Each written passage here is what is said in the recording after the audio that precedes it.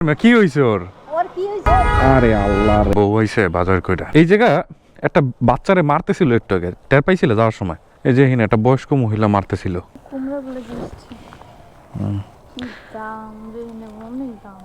এই জায়গা না, সব জায়গায় দাম শোনো।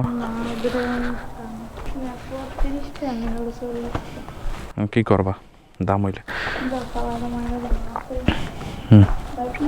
খাওয়া বাইক নিয়ে যাবো না পাপা। কয়টার বাজার করছো? 200? কি কও না কও, কি আনছো?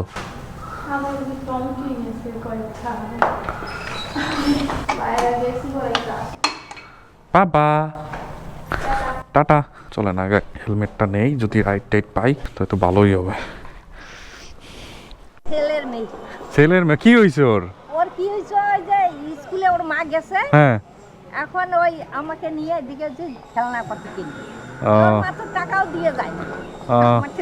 বাড়ি যা যে ওর মাকে একটু ফোন দিয়ে বলবো, হ্যাঁ সে বাড়ি কিছুতেই যাবে না, আমার কামড়ায় টামড়ায় খেয়ে দিচ্ছে, কথা বলতে পারে না তো বুঝে না। ও আচ্ছা আচ্ছা, এই জন্য খালি চিল্লাচ্ছে। একটু আগে বউরে যে বললাম না, ওদের কথাই বলতেছিলাম।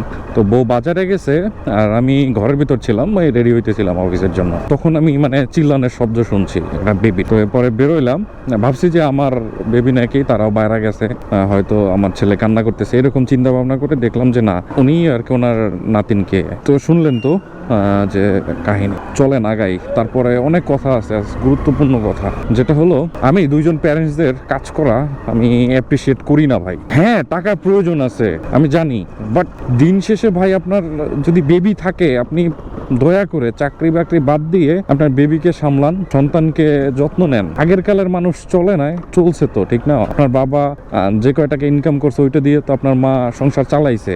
এখন তো বাচ্চা কাচ্চা কম, একটা দুইটা থাকে, আর আগে তো মনে করেন 5টা 6টা। ওইগুলো তখন অভাবের সময় আপনারা চলছেন না কোনোভাবে। তারপরে বলতে পারবেন যে অসুখী ছিলেন, সুখেই তো ছিলেন, তাই না? তাহলে এখন কেন এত টাকা পয়সার দরকার? এখন কেন এত চাহিদার দরকার? এখন কেন এটা দরকার ওটা দরকার? ভাই মরে গেলে সব শেষ। তো আমার খুব খুব খারাপ লাগে জানেন, যখন দেখি যে দুইজন কাজ করে, তখন আমার খুব কষ্ট লাগে যে বাচ্চাটা ছোট থাকে, বাবা মার আদর পায় না, পায় বুয়ার আদর পায়, অন্য কারো আদর পায়। তো ওইটা বেবিদের জন্য সুখকর না। হ্যাঁ আপনার টাকার প্রয়োজন আছে, বাট আপনার বাচ্চাকে আপনার আগে প্রায়োরিটি দিতে হবে। আপনি বাচ্চা বড় হয়ে গেলে পর তারপর আপনি কাজে ঢুকেন, চাকরি করেন, তাই না? আপনি ছোটবেলায় আপনার যখন তাকে প্রয়োজন, তখন যদি আপনি কাজে ঢুকে থাকেন, তাহলে আপনার আদরটাই তো সে পাইলো না। আমি বিরোধী করি না, যে ধরেন কথার কথা, মা কাজ করতেছেন ভালো জায়গায়, ঠিক আছে, তাহলে বাবা চাকরি ছেড়ে দেন, বাবা সময় দেন বেবিদের। আবার বাবা ভালো চাকরি করতেছেন, মা কাজ করার দরকার নাই। যখন আপনার বেবিটা বড় হয়ে যাবে তখন আপনি চাকরি করেন। তো আমার যখন আমি দেখতেছিলাম ভাই, আমার খুব খারাপ লাগতেছিল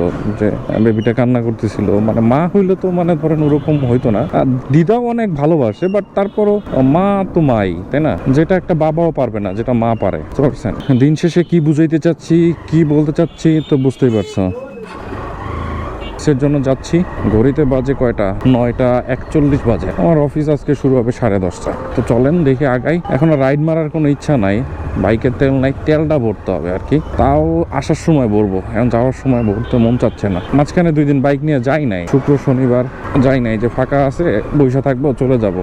গাড়ি চালাইতে মন চায় না ভাই, প্রতিদিন মনে করেন এত দূর গাড়ি চালাইতে কার ভালো লাগে? তো আমি এখন গাবতলিতে আছি, গাবতলি না, এটা টেকনিক্যাল। তো বর্তমানে পুলিশ বাইকারদের প্রচুর পরিমাণে চেক করতেছে। আমি মাজার রোডটা ক্রস করার আগে পুলিশরা দাঁড়াই আছে। আমার পিছনে একটা গাড়ি ছিল, ওটা মনে হয় মেবি কি পালসার নতুন 250 সিসির। ওই গাড়িটা আমারে ওভারটেক করছে, বুঝছেন? ওভারটেক করার পরে আবার আমার পিছনে গেছে, মানে ওরা ডাবলিং করতেছিল, বুঝছেন? তো এরপরে পুলিশটা ভাবছিল আমারে ধরবে, মানে সামনে এসে পড়ছিল, বাট দিয়ে সিগন্যাল দিয়েছে পিছনের ওই গাড়িটা। তো দেখলাম ধরছে। প্রচুর পরিমাণে এখন বর্তমানে পুলিশ বাইক চেক করতেছে। মাঝখানে ছিল না, বাট এখন বর্তমানে প্রচুর পরিমাণে। ঢাকা শহরে বাইক চালাইতে কি কি লাগবে আপনারা বলি। এই যে দেখতেছেন না ট্যাক্স টোকেন, এটা লাগবে। এখন ট্যাক্স টোকেনটা কি আসলে আপনাদের বলি, যারা না জানেন, আর যারা জানেন তো তারা জানেন। ট্যাক্স টোকেনটা হলো এই যে রাস্তায় যে চলতেছেন না আপনি, এই রাস্তায় চলার লাগা সরকারকে একটা টাকা দিতে হয়, যেটার মেয়াদ আছে 2 বছর আছে, 10 বছর আছে। এখন আপনি যেভাবে করতে চান সেইভাবে করতে পারবেন। ব্যাংকে এনআরবিসি ব্যাংক আছে, ওইটাই করানো যায়, বা এখন জানি না আরো কোনো ব্যাংকে দেওয়া যায় কিনা। যদি দেওয়া যায় আমি, আরে আল্লাহ রে, দেহ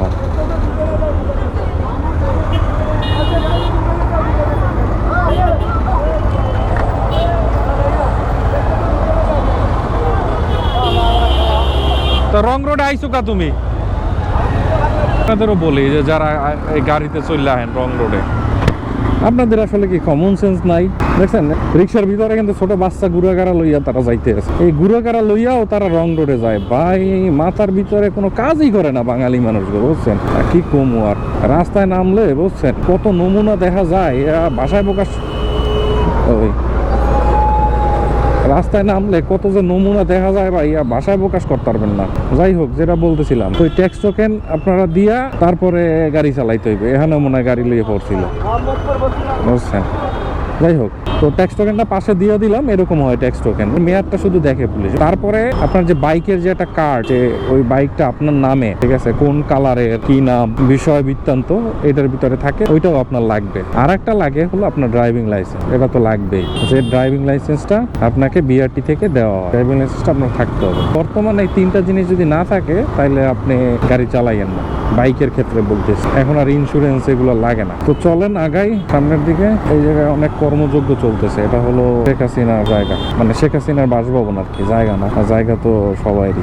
বাসভবনে যে জাদুঘর বানাইতেছেন, কথা বোঝেন, এই জাদুঘর বানাইয়া কি হবে বলেন? এই জাদুঘর না বানাই আপনি যে টাকা খরচ করতেছেন, এই টাকা খরচ কইরা যদি আপনি যারা জুলাইয়ে মারা গেছে তাদের অনুদান দিতেন, তারপরে তাদের নদী ভাঙ্গন সেইখানে যদি টাকাটা ব্যয় করতেন, ভাই তারা আপনাদের জন্য দোয়া করতো অনেক। বাট এখন এই জায়গায় এই কাজে আপনার মনে হয় না যে কেউ আপনাকে লাগে দোয়া পড়বে, বুঝতে পারছি? এই জাদুঘর মাদুঘর বানাইয়া ঘোরার ডিম হইবে না ভাই। উদয় যেরো মাসে থাকতো আপনি টাকা পয়সা দিয়া মানুষগুলো লাগে কাজ করতেন। ভাই আপনারা রাজনীতি সম্পর্কে কোনো ঘোরার ডিমও বোঝেন না। বাংলাদেশের রাজনীতিবিদ যে কেমনে রাজনীতি করে আমি জানি না ভাই।